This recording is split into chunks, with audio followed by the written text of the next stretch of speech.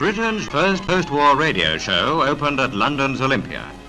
A record crowd attended the opening, and Queen Mary was among the first visitors.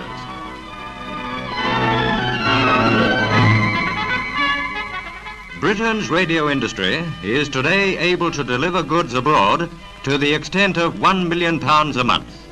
During 1946, export of British radio equipment was valued at £8 million.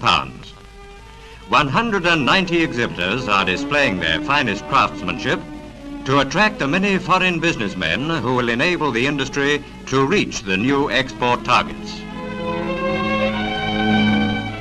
During the war, the radio industry played a vital part, culminating in the development and production of radar equipment.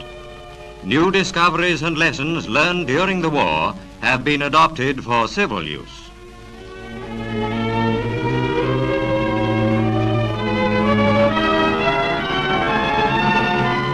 Radio manufacturers have not sacrificed quality for quantity.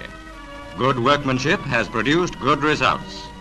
Producers believe that despite the export drive, supplies for the home market will not suffer in the coming year. The midget sets, quite new in this country, were a special attraction. Radiolympia gave the lead to British industry as the nation moved into action. As direction of labour came into force with increased rail fares and coal prices, D-Day week emerged as a challenge to the ordinary Briton.